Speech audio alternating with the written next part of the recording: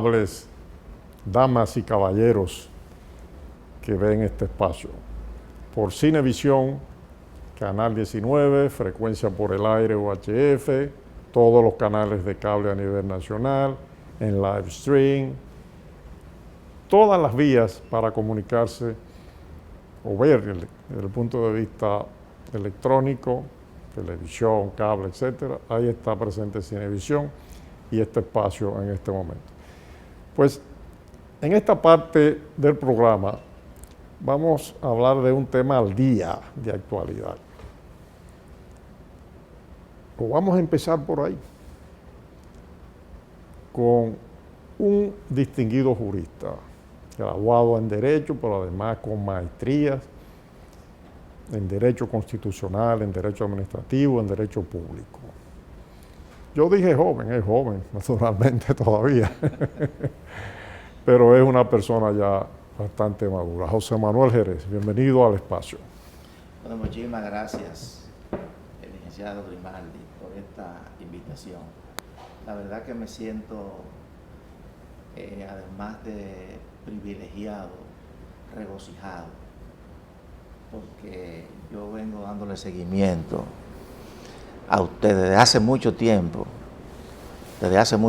Recuerdo las entrevistas que usted le hacía al profesor Juan Bosch, los análisis económicos que usted hacía en los diferentes medios, como reportero. Creo que usted empezó en el periódico La Noticia. En el Nacional. En el Nacional. Pero luego creo que usted fue de los fundadores del periódico La Noticia. Sí. Yo escribí un artículo en estos días, apareció en varios medios, sobre el tema de la fundación del periódico La Noticia, el 11 de junio del año 1973, hace 50 años, y señalaba que don Pepín Corripio, en ese medio, fue el primer medio impreso en el cual Pepín Corripio invirtió. Después, bueno, vino la adquisición del Nacional en el año 1979, fundó el periódico Hoy en el 1981, un tiempecito antes había comprado Telesistema, el Canal 11, y después fue que adquirió Teleantilla, y en fin, se ramificó, pero Pepín Corripio tiene la virtud, y hay que reconocérselo, que abrió sus medios y contribuyó a la democratización final de la República Dominicana, porque los primeros 20 años posteriores a la desaparición de la dictadura de Trujillo, que desapareció en el 1961, ese proceso que fue accidentado, aquí el control de los medios de comunicación, El Caribe, por ejemplo, el periódico impreso, que era un periódico tamaño grande, lo controlaba Germán Emilio Hornes, director propietario, pero también sus amigos y relacionados. El Listín Diario, la familia Pellerano, con inversiones de los Vicini y de los Ricard, y eran medios que abrían un poco, pero había mucho control. Quien democratiza la comunicación pública de verdad es Pepín Corripio en la República Dominicana. Sí, bueno, o sea, podemos decir entonces que Pepín Corripio es el padre de la modernización y democratización del periodismo en la República Dominicana. De los medios de comunicación. De los medios de comunicación. Se le puede llamar así. Sí. Usted mencionó que antes de La Noticia estaba el Nacional, pero yo estuve viendo, estuve leyendo y estuve documentándome sobre esos temas, porque siempre son apasionantes. Hubo un lapso de tiempo, creo que en el mismo 73, a principios de año, después que arribó Camaño al país, el Nacional tuvo un lapso de tiempo que se intituló El Nacional en Lucha. Sí, creo que usted jugó un papel muy importante. ¿Usted podría...? Sí, precisamente eso es parte de ese proceso que después fue necesario de apertura de los medios impresos. Yo formaba parte del grupo de redactores y de trabajadores, porque estaban también los trabajadores de las diferentes áreas del periódico El Nacional de ahora, y escribí un reportaje, me enviaron a Higüey. Había un descenso de lo que se llamaba la Comisión de Recuperación de Tierras del Estado y de aplicación de las leyes agrarias que había promulgado el presidente de la República, en ese momento Joaquín Balaguer, el año anterior. Fue una comisión del Instituto Agrario, había militares que eran parte de esa comisión, del gobierno, y en Nisibón, en Higüey, se había suscitado un diferendo, sabemos así, un conflicto con varios grandes propietarios de tierra de la región este del país. Entonces escribí un reportaje sobre ese encuentro en el periódico Nacional, me enviaron a cubrirlo. Regresé con don Rafael Herrera, el director del Listín Diario, aunque yo trabajaba en el Nacional, en el mismo vehículo de él. Don Rafael Herrera había sido uno de mis maestros del periodismo, me dio clases de periodismo en el Instituto Dominicano de Periodismo, pero yo lo conocía antes de eso. Yo lo conocía a don Rafael Herrera a finales del año 1966, cuando él fue a dar unas charlas al Instituto de Promoción Social. Bueno, para no cansarle el cuento, la cuestión es que el reportaje que yo escribí, don Rafael Herrera en un punto lo objetó. Escribió un editorial y me mencionó. Entonces yo quise responderle respetuosamente a don Rafael. El periódico, que estaba dirigido por Freddy Gatón Arce, el presidente de la editora de Publicaciones Ahora, que era el que editaba el Nacional, se opusieron los dos, Rafael Molina Morillo y Freddy Gatón Arce. Entonces, bueno, si yo no puedo escribir en este periódico, eso me voy. Yo me fui simplemente, pero inesperadamente la mayoría de los periodistas y una gran parte del personal se solidarizó conmigo. Ya yo me había ido, y cancelaron un grupo, entonces hicieron una huelga en el parqueo. Yo no estuve en esa huelga. Ahora yo era solidario con mis compañeros. Y entonces ahí es que nace el Nacional en Lucha. Ahí nace el Nacional en Lucha, que fue un periódico del mismo tamaño que el Nacional, que estuvimos publicando por más de 2 semanas. Pero ahí llegó Camaño, Francis Camaño, llegó el 2 de febrero, y ya antes de que muriera Camaño, 10 días aproximadamente, yo tengo los ejemplares del periódico, entonces el gobierno ordenó el cierre. Pero ese es un tema para otro programa, el invitado es usted aquí hoy. Sí, pero está muy interesante eso, porque creo, si no me equivoco, que yo leí en uno de los ejemplares que usted fue director de ese periódico. Yo aparecía como el director, pero en realidad éramos un equipo. Estaba Radamés Gómez Pepín y Silver Asme Peña también, que eran periodistas de más experiencia que yo, sobre todo Radamés Gómez, que también fue uno de mis maestros.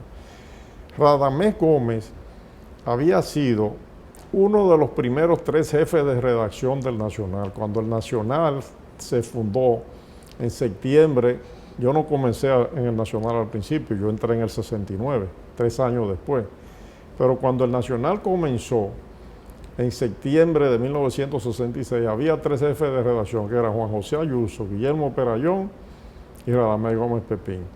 Ya cuando yo llego al Nacional, que es Radamés el que me recluta, me conocía porque yo era amigo de Chiqui, su hijo, Radamés Gómez Sánchez, que somos amigos desde jovencito, de infancia, fuimos Boy Scout juntos y todo. Y fue Radamés que me dijo si yo quería trabajar en el periódico. Yo no fui a buscar empleo ni nada. Entonces, bueno, se lo agradecí siempre. A un muchacho de 19 años con 150 pesos mensuales de la época, que era un dineral. Bueno, la cuestión es que Radamés, un año antes de que se produjera la salida del grupo, había sido cancelado por Freddy Gatón Arce y Molina Morillo como jefe de redacción del periódico. Wow. Entonces, por eso Radamés estuvo con nosotros. Pero vamos con los temas jurídicos, licenciado. Ya se está produciendo un conjunto de reuniones del Consejo Nacional de la Magistratura para escoger los nuevos jueces del Tribunal Constitucional. Háblenos de eso y qué significa para que nuestros amables televidentes sepan de qué se trata. Sí. el Consejo Nacional de la Magistratura es un órgano constitucional que está llamado a escoger, a seleccionar los miembros de las altas cortes del país. Los miembros, como usted dijo, del Tribunal Constitucional, de la Suprema Corte de Justicia y del Tribunal Superior Electoral, porque existen otros órganos extrapoderes como la Cámara de Cuentas y el mismo Defensor del Pueblo, pero que eso ya es facultad del Senado.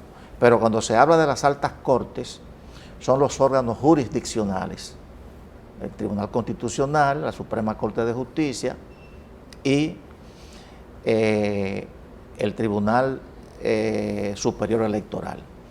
Esa es una decisión, yo creo que esa va a ser la decisión más importante que va a tomar el actual presidente en su gestión, la más importante y la más trascendente. Pero no es solo el presidente de la República el que toma la decisión. No. Fíjese que ese es un órgano colegiado y si usted suma la mayoría y más con el voto calificado que tiene el mismo presidente en caso de empate, él decide. O sea, ese es un órgano que reposa y tal lo dejó dicho el mismo presidente actual del presidente del Tribunal Constitucional, el doctor Milton Ray Guevara, lo dijo ahí. Sale ahora el doctor Ray Guevara. Sí, sale junto con 4 más, pero ahora él tuvo invitado. O sea, salen 5 miembros.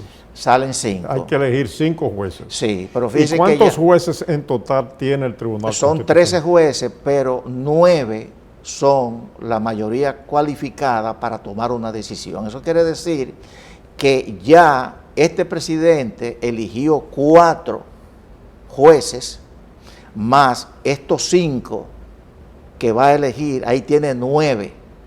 O sea, toda decisión que a partir desde que se elijan estos nuevos jueces, que con los 4 anteriores que eligió este gobierno son 9, que es la mayoría requerida para que una decisión del tribunal salga y tenga validez, va a ser hechura, vamos a llamarle así, va a ser la visión del presidente actual, el presidente de la República actual.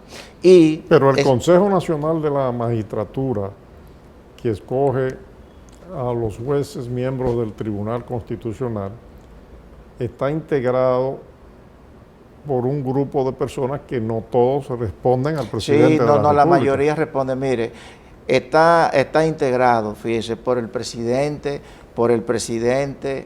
de la República, está integrado por el presidente del Senado, está integrado por el presidente de la Cámara de Diputados. O sea, cuando le digo, si nos ponemos, tiene el presidente actual, es quien en definitiva, vamos a hablar en términos reales, quien en definitiva va a escoger como escogió los 4 anteriores, va a escoger los 5 jueces entrantes. Ahora, eso no quiere decir que él lo haga de una manera caprichosa y atendiendo a sus intereses particulares. Yo entiendo que él va a oír y él va a hacer como hizo Leonel Fernández, porque usted recordará que Milton Ray Guevara era miembro del Partido Revolucionario Dominicano. Leonel Fernández era presidente de la República y presidente del Partido de la Liberación Dominicana. Milton Ray Guevara había sido ministro de Trabajo en el gobierno del PRD.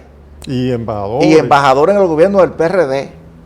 Y había sido PRDista todo el tiempo, militante, amigo de Peña Gómez y de toda la dirigencia del PRD. ¿Y fue el presidente Fernández en qué año? El presidente Fernández fue que lo eligió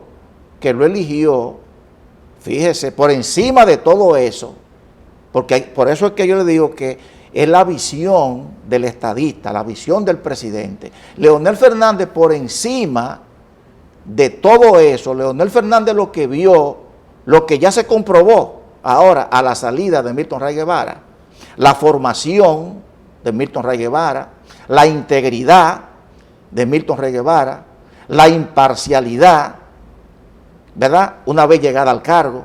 Entonces, esas son las cualidades que el presidente actual tiene que sopesar antes de escoger a los jueces, a los nuevos jueces del Tribunal Constitucional y mucho más aún a quién va a liderar ese órgano, que prácticamente ese es el órgano más importante que tiene la República, porque sus decisiones son vinculantes a todos los poderes públicos y órganos del Estado.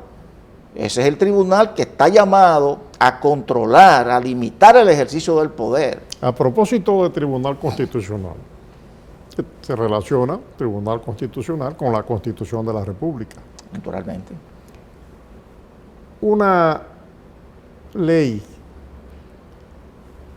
que está vigente en un momento y después se promulga otra, pero la primera que estaba vigente en el momento en que se promulgó, digamos, la Constitución de la República. Por ejemplo, si establece, en el caso de la carrera administrativa o de los diplomáticos, que es un tema que se ha hablado mucho últimamente, la ley anterior del servicio exterior establecía que a los 10 años ya un funcionario del servicio exterior ya podía entrar a la carrera diplomática después de cumplir ciertos requisitos. Y eso es así en coordinación con el Ministerio de Administración Pública y la Cancillería. Según su criterio, alguien que haya entrado, y hay muchos casos, con la ley anterior, se promulgó la nueva, pero ¿cuál es la que vale? ¿La anterior o la nueva? Fíjese, existe... Usted que es especialista en derecho administrativo. Le voy a decir ahora, fíjese. Porque el canciller Roberto Álvarez, en una comparecencia que tuvo en el Senado, dijo que el caso de esos diplomáticos finalmente irá al Tribunal Constitucional. Parece que ese es su propósito. A pesar de que ya los tribunales...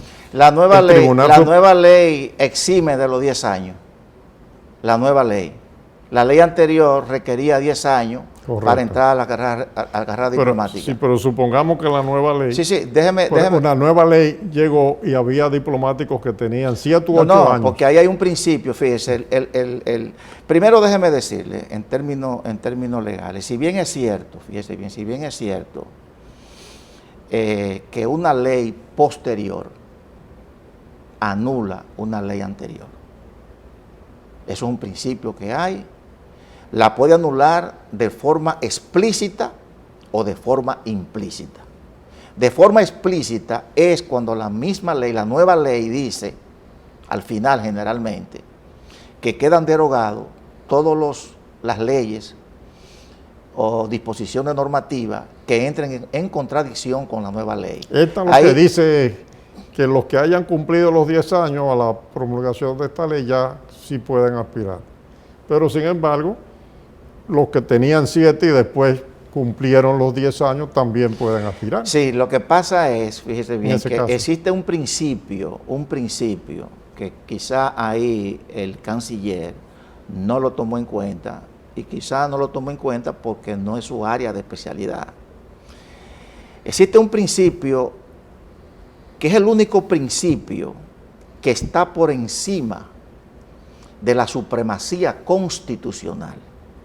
Fíjese que el artículo 6 de nuestra Constitución establece la supremacía de la Constitución por encima de cualquier disposición normativa.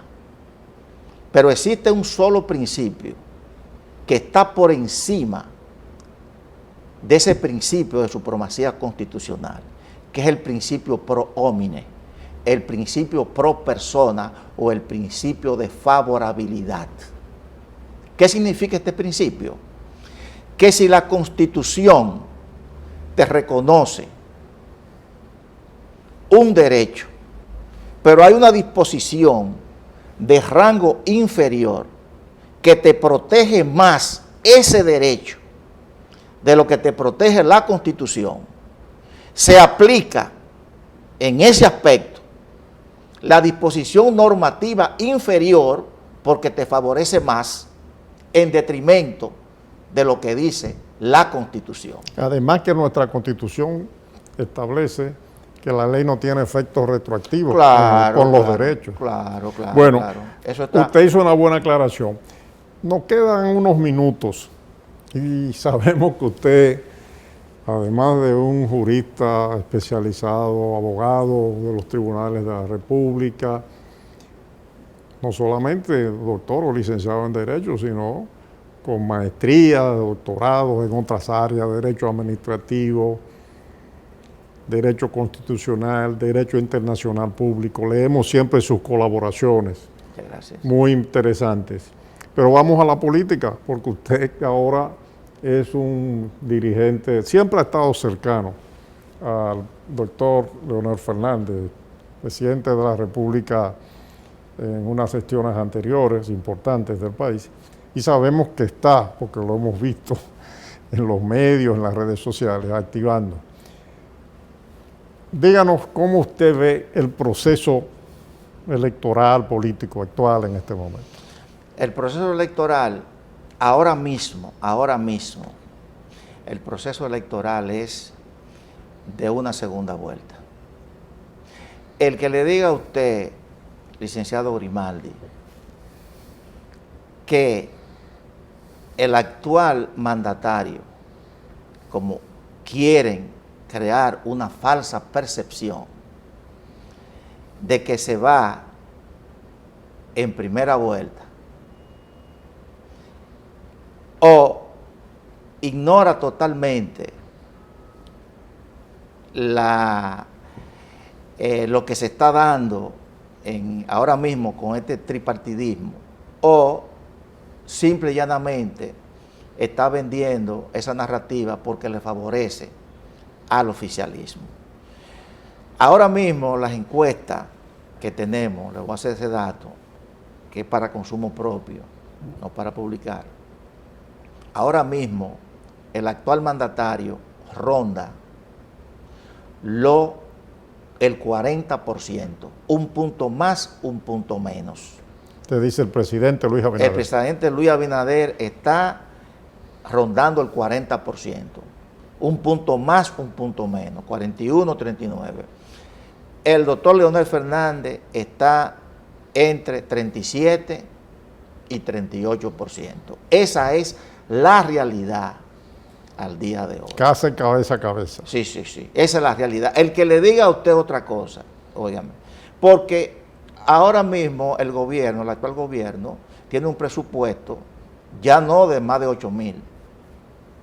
Según lo que salió, está por ahí en uno de las instituciones oficiales que lleva eso, aquí se va a gastar más de 9,000 millones, más de 9,500 millones en publicidad cuando termine este año. Más de 9,500 millones en publicidad. Y todo eso es para crear una falsa percepción de que él se va en la primera vuelta. Pero, ¿y cómo tú me puedes a mí decir que después de 3 años de gobierno, donde aquí la inflación, óyeme, aquí los precios, los servicios básicos, todos estos préstamos, y que tú estés ahora con una valoración mayor que la que tú tenías en el 20, cuando tú sacas un 52%, pero eso nadie. Además le digo otra cosa ya para terminar este punto. Aquí no se dijo que la encuesta Gallup iba a salir cada 2 meses. Aquí se dijo, ¿te recuerdas? Que la Gallup iba a salir cada 2 meses. La Gallup. No se ha publicado ninguna. La Gallup debió salir en agosto. En agosto. ¿En qué mes estamos? Ya hoy estamos en noviembre. Hoy estamos ya 1 de noviembre. Correcto. Entonces, debió salir en agosto. Y yo le pregunto a usted, ¿y por qué la GALU no ha salido? Después que Rafael Acevedo admitió que confió en unos mexicanos para que le hicieran unas tabulaciones y se determinó que no lo hicieron atendiendo al método que debían hacer, y él públicamente, responsablemente, como un hombre que yo lo creo serio e íntegro, él admitió que hubo un error, pero que eso no se iba a repetir más. Y además sabemos también que la GALU Internacional en Washington tomó nota del asunto para también proteger su marca. Entonces, pero fuera muy bueno, si tú tuvieras ese porcentaje, públicalo en la GALU, porque así, esa es la que todo el pueblo dominicano siempre espera y la más creíble. Entonces, si tú estás tan alto y tú dijiste y le sacaste eso de la mano precisamente de Pepín Corripio y se lo diste a otro medio, entonces publica lo que tú te comprometiste a hacer. Cada 2 meses publicar. Inclusive a principio de medio octubre, Ricardo Nieves dijo que la GALU salía a final de octubre. Pasó octubre y no salió. ¿Por qué no? Porque tienen que publicar la realidad. Y si publican esa realidad, ya ahí mismo queda la reelección totalmente enterrada, porque la GALU va a decir, no, este es el % que usted tiene ahora, y con ese % no es verdad, y más con todo esto, porque ese problema que hay en el Medio Oriente, oye, que el Señor Todopoderoso, y nosotros que somos creyentes, nos coja confesado. Y la guerra entre Rusia y Ucrania. Pero la guerra de Rusia y Ucrania, prácticamente, licenciado Grimaldi, viene siendo un juego de niños con este conflicto que se puede armar ahí en el Medio Oriente. Bueno. Ya Irán amenazó. Ahí tenemos un mapa mundi para un próximo programa. Miren lo que hizo. Lo vamos a invitar de nuevo más adelante al licenciado José Manuel Jerez para profundizar en estos temas. Gracias por haber estado aquí Al Día con un servidor. Gracias, amables televidentes, por su atención.